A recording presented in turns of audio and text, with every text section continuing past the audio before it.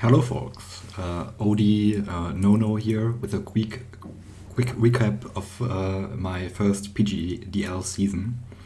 I'll start with a general recap of the league and my team in general, and we'll talk a bit about some of my mons after that, so you can just leave after the recap if you're not interested in my incoming rant on Skarmory. I'm recording this the day after my semifinals match with Cram, which I lost, so the season is over for me now. At first, I want to thank Me Too, Mimi, however they call themselves, for hosting the league. For me, it was probably the most active league I've been in so far, and that was a lot of fun. I believe we didn't even have a single forfeit win in Diamond Division, which is something I haven't seen before in the leagues I participated in, and people have generally been very chill. I certainly would have loved to make finals here, but with so many capable coaches, it's going to be hard to guarantee that.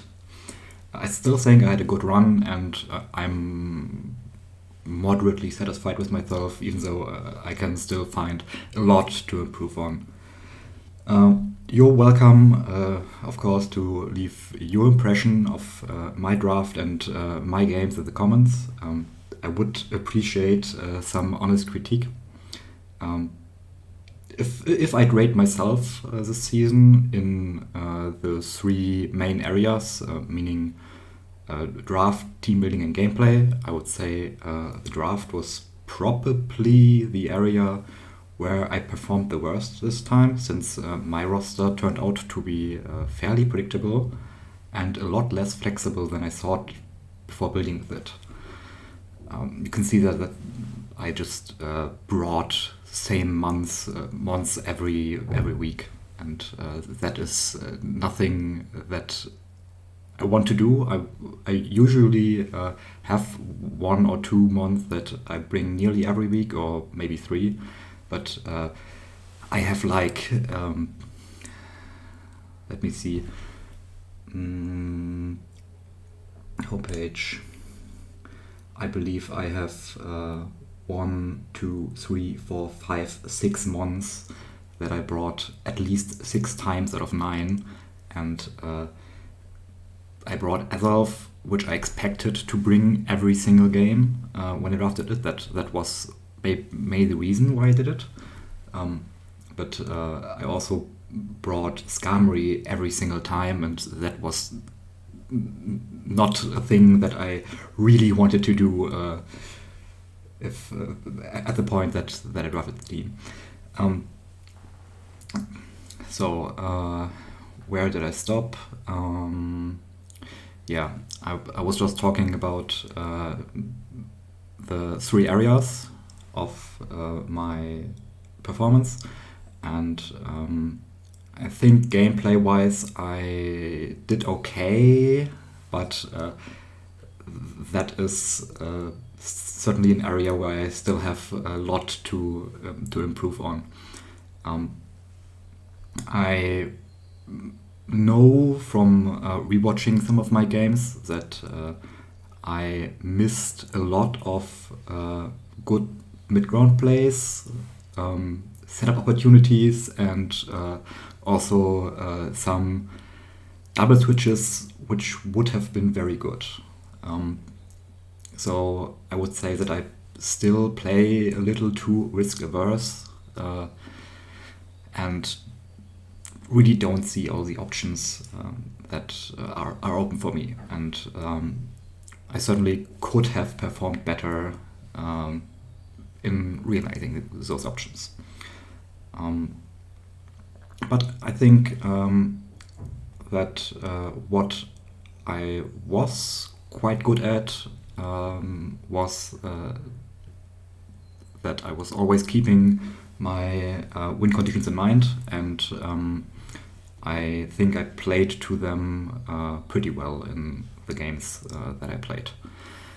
Also, the third area, team building, was probably the area I performed best this season, which is kind of ironic because in the other draft I finished, I think, during week 3 or week 4 of this league.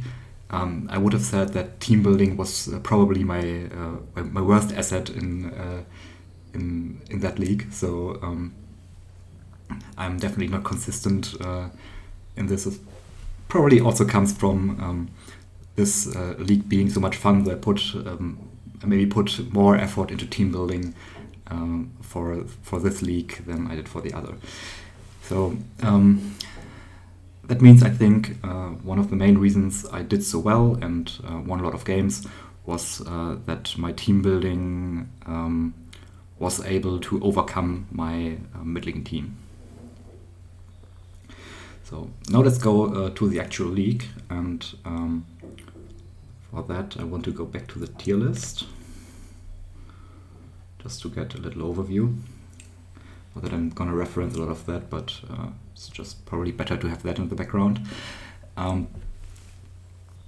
Since we had a 16-person draft, the most defining feature of this season was mons scarcity and how to deal with it.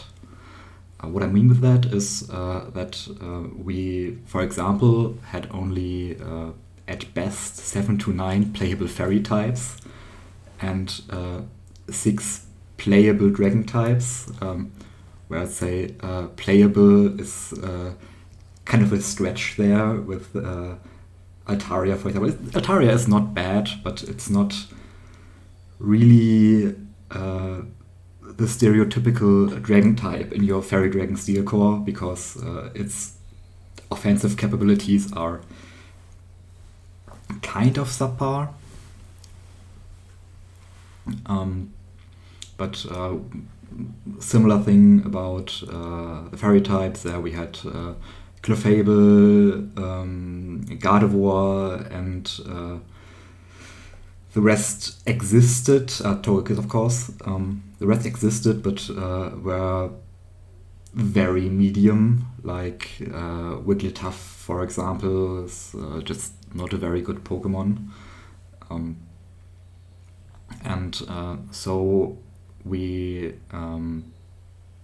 of course, we also have a Azumarill that is, of course, maybe the best fairy type in this meta.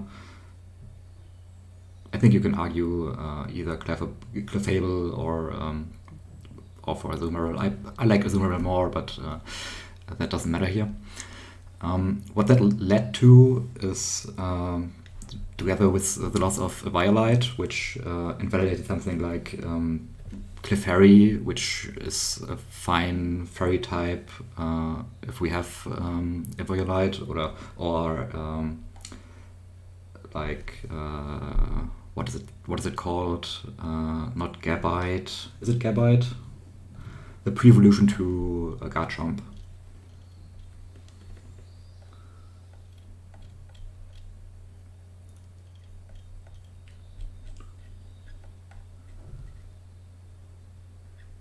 Gabite, right?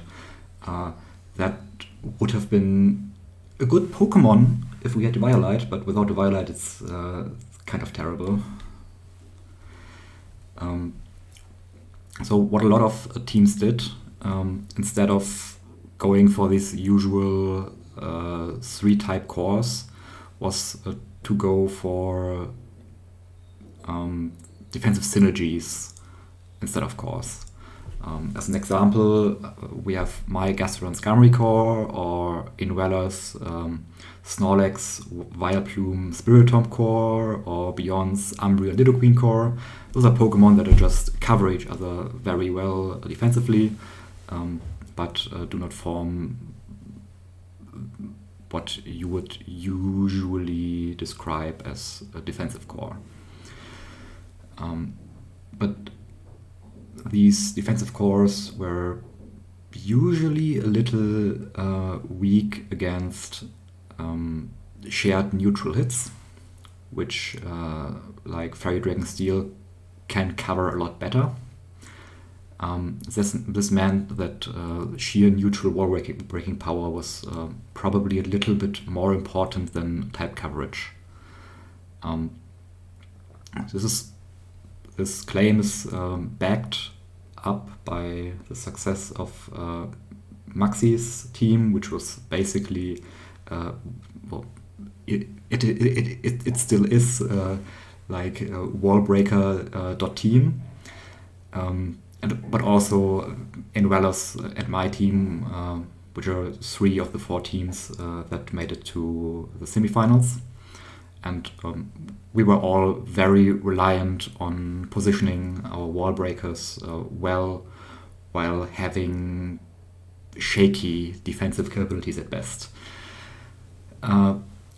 Good hazard removal was also quite hard to get. Because the distribution of defog and rapid spin is also quite limited in BDSP, and a lot of the defoggers and spinners we have also get a lot worse without heavy-duty boots from Sword and Shield. So having a good hazard game was going to be a lot more important than it would be in NetDex, for example. This is what, at least in my opinion, Killer J's and Cram's rosters, and probably also Amarillo's roster did really well, and what led them to succeed. Before I'm going over my roster, I just want to mention that I would be totally down for competing in the next season if you'll have me, of course. Okay, so. Let's go over my Pokemon just shortly. I just mention something about only mention something about my mons if I think they are relevant or interesting. So Azalf was my first pick, and also my fastest mon as on a base level. I mostly used it as a rock setter, a scarf pivot, or a nasty plot sweeper. And I actually brought it to every single match. Originally, I thought I'd bring dual screens or sun or rain with the respective weather rock on it once or twice. But in the matchup in which those strategies could have worked, Azalf itself just looked too good, or I needed it to set up rocks because Skarm and Armaldo would lose against their hazard removal. So in the end, I needed to run different sets every time, and that was a little sad. I also would have liked to give it a few more kills, because KD of 5-7 is not optimal for an offensive tier 1 Pokemon, but in the end I would say it did an alright job as a glue E-type mon, and I would pick it again. I really like Azalf, and I still think it's good. Next we have Heracross. Heracross was actually my 4th pick, and I will say it was a good thing that I got it, because if you look at its KD, it's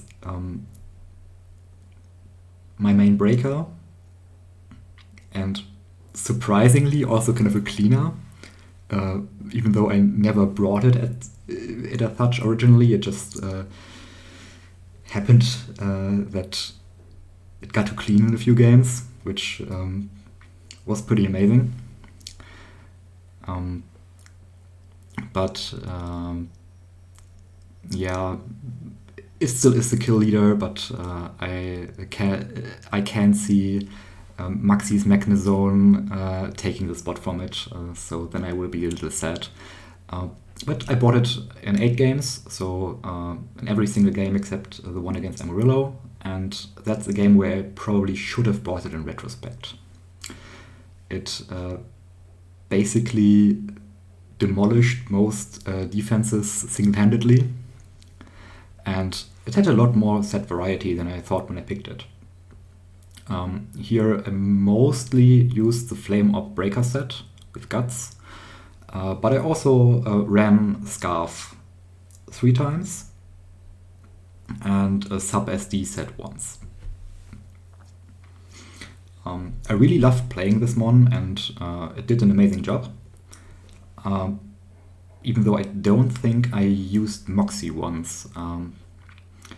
It's just that it has its uses with Moxie, but the Moxie Scarf Hera is just a little too easy to play around in the early and mid game, and it has a little bit of a win more issue. Of course, you might win with it a little bit earlier than with Guts Hera Cross when you use it as a late game cleaner, but not that much earlier. It's usually that you would need to chip one Pokemon a little bit more, and Hera and Moxie circumvents that. But I think Guts has just amazing utility if you even if you don't run Flame Orb, and it just suits my playstyle and the way I use the Pokemon a little bit better. Skarmory, on the other hand, I also brought to every single match, reluctantly. This is a single mon in my roster where I definitely say it wasn't worth the price I paid for it, meaning taking it second pick, and also taking and also paying tier 2 price for it.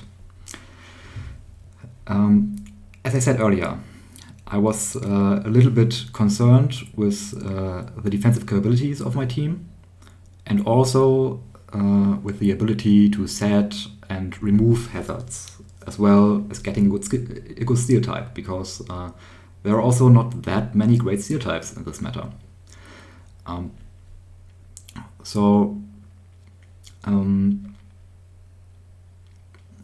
Yeah, this is why I landed on Skarm in the end as my second pick, while I could have gotten something amazing like Tyranitar instead, which would have worked well with Azelf, and maybe even with Hera if I get it later.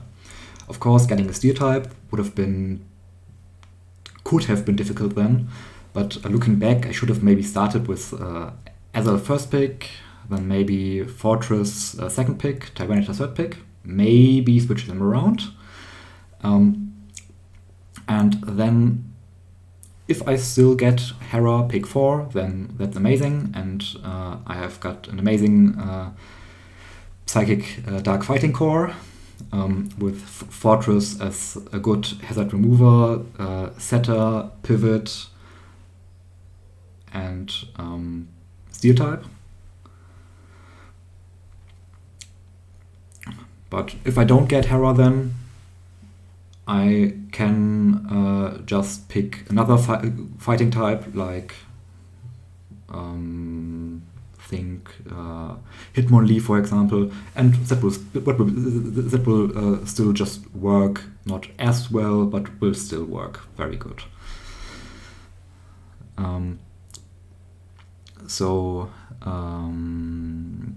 Yeah, let's talk about the main problem with Skarm in BDSP, and that is that it has just no offensive presence or ability to do any damage at all, because it lost Toxic, which was kind of its main source of damage in the earlier generations. It also lost Body Press from Generation 8, which was a really neat thing on it, because that was actually a good coverage move. Because Flying Steel gets just walled by Steel Pokemon, for example. but it also lost Rocky Helmet at the same time. So it can't just come in on physical Pokemon and punish them. So that means it doesn't really, it can't really do anything against Dragon Pokemon, for example.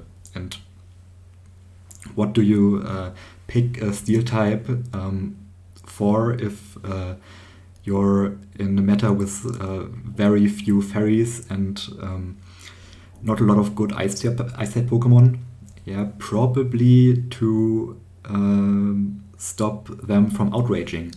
But yeah, you can't really punish that with Skarm. At least not if you don't already have Stealth Rocks up. Yeah. So that was a little bit frustrating. It doesn't even get Fling Toxic out, by the way. So you can't even run that.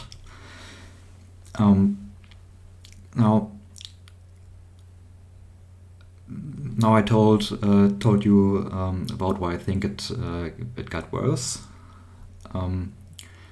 But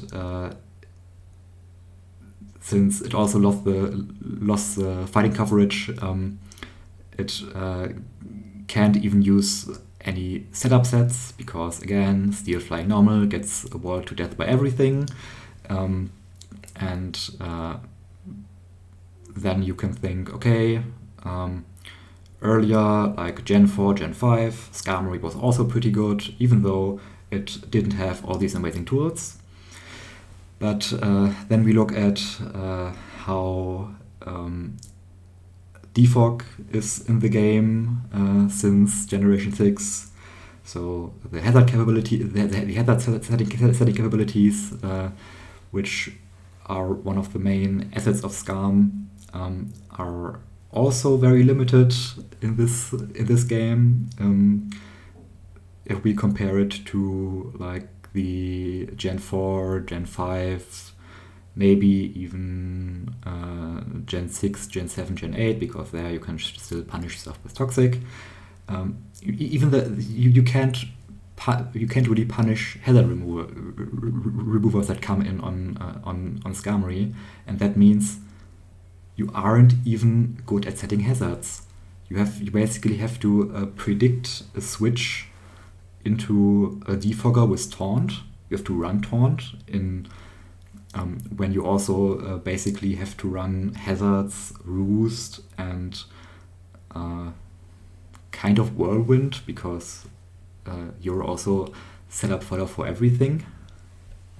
You're also set up for everything that carries Taunt, and you also want to run like some attacking move, mostly because you do exactly one thing well, and that is killing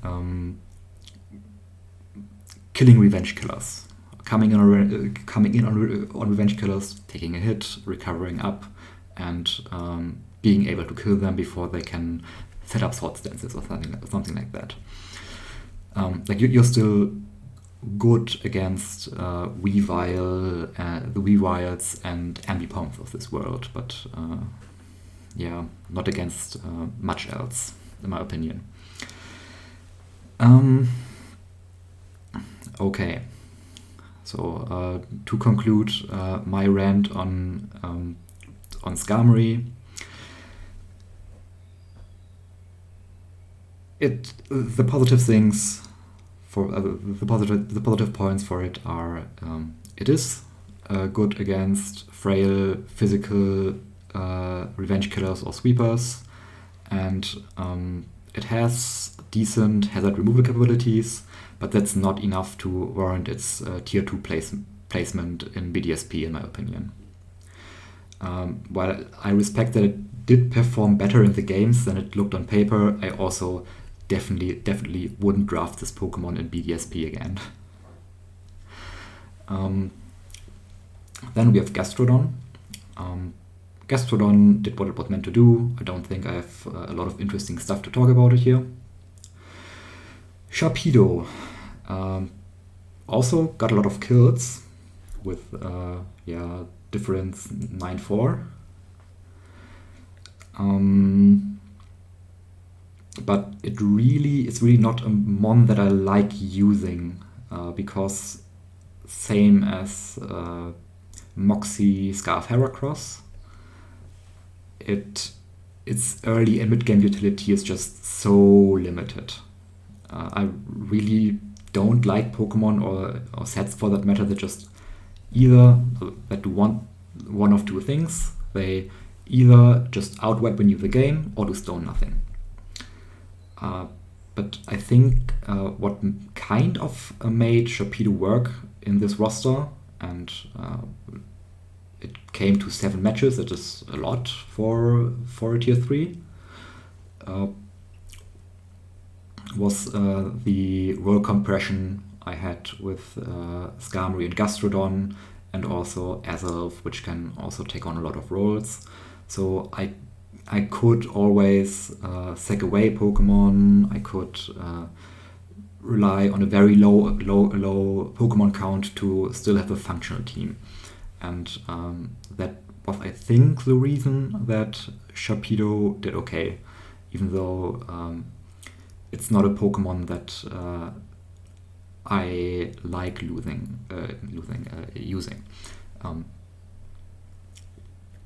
In the end,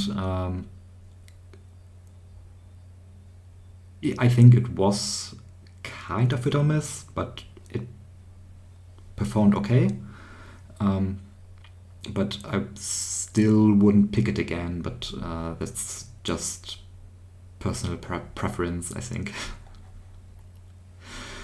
Abomasnow was great in the one match I brought it in, and probably would have been great against Killer Jays, but only against what he actually brought in the end. There I fully expected U-turn on Manaphy, which would have been kind of awkward with the threat of Magmortar. But since I only got Abomasnow, I think week 5 or 6, it didn't get much time to shine. It certainly would have seen play if I made finals against Maxi.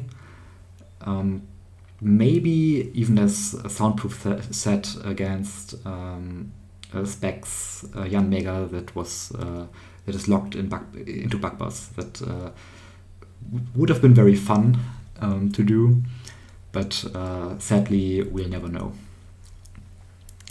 Armaldo, on the other hand, was just great. I brought it 6 of 9 times, and it contributed a lot in most of these matches. I think I had it. I brought it to the first game with Cram. There it did nothing, but there I just got totally destroyed. So there my whole team did nothing, so there is nothing that I will hold against Armaldo. The amazing thing about Armaldo is that it with the bulk it has, it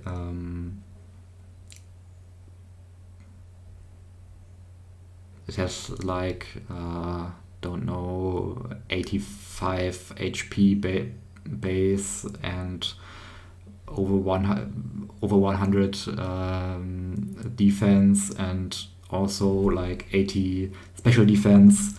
It just lifts hits. It doesn't have that many weaknesses, but it has like no resistances. So it kind of looks awkward, but it lifts hits and hits like a truck.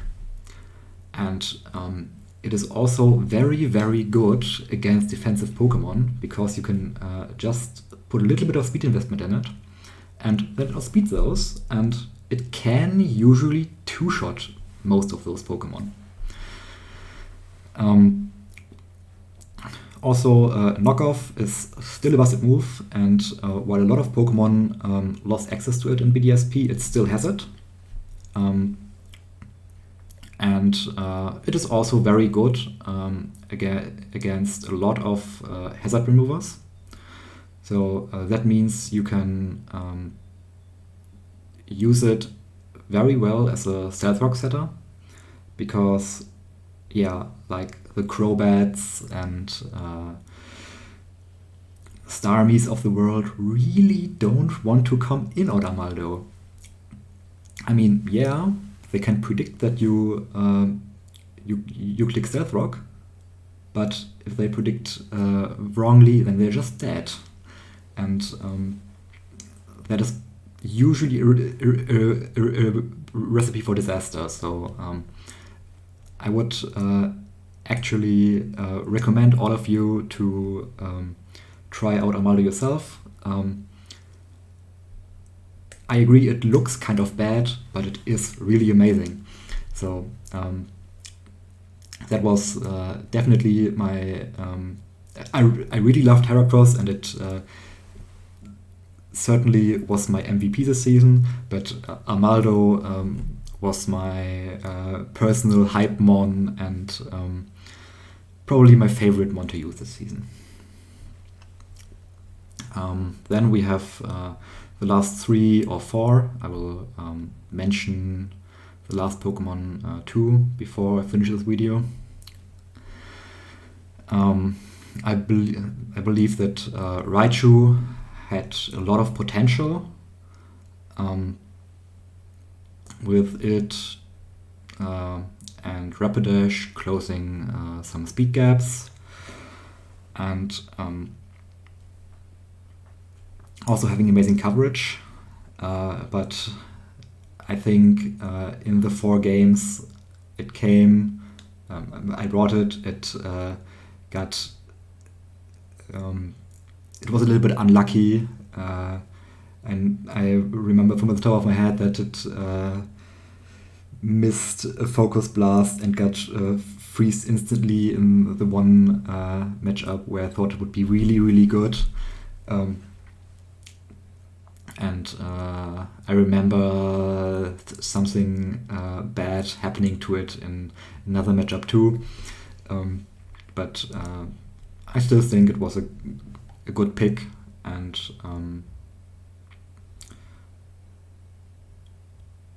I think bringing it 4 times was about what I would expect for a tier 4 Pokemon. Lastly, not lastly, we have Victory Bell. Victory Bell, I think, would have seen a lot more use if I had played in the other division, which had a lot more of these good grass types or scary fighting types, because that is actually what Victory Bell is very good against. Like, you can use it against Breloom, for example, or Tangrowth.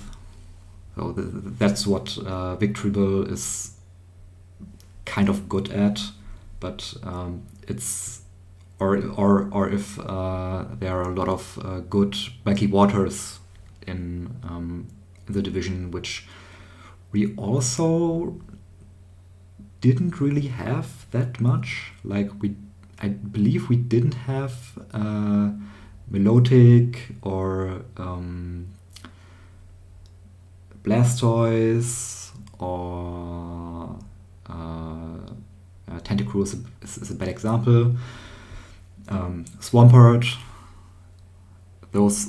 All of those were not in my division, and those were the Pokemon that Victory Bell was gonna come against. So I think it had the potential to be good, but it just didn't really have the matchup for it. By the way, its move pool is actually amazing. Even though I still don't get why it doesn't learn Toxic or Fling. It has no option to put Toxic Poison on anything. That is ridiculous. But well, I was... I think I had Sun planned a few times with Victory Bell, but didn't bring it in the end. Yeah, we can just talk about Rapidash first, because there one of these situations comes up. Rapidash was kind of just in an awkward spot on my team. I usually had enough physical offense and didn't really play against a lot of fire or ice types, which this was meant to beat. I think I had it on my first draft against Killer Jays, where I prepared a Sun Core with Victory Bell, but in the end it was doomed to stay on the bench because I thought there's still that Hippowdon that might or might not be carrying the Sandstream ability, and if it has, my Sun is kind of wasted. But it would have been super funny because I knew a Rapidash would be good against Killer J's McMortar, which I was kind of expecting him to bring. Or I was expecting him to bring it. But Rapidash also looked awkward against the likes of Hippowdon and especially Manafi. So I think with an actual Sun Core and no Sandstream it could have worked, but in the end it was doomed to always stay at home, which is kind of sad. I usually like to use every one of my Pokemon at least once, but not this time it seems.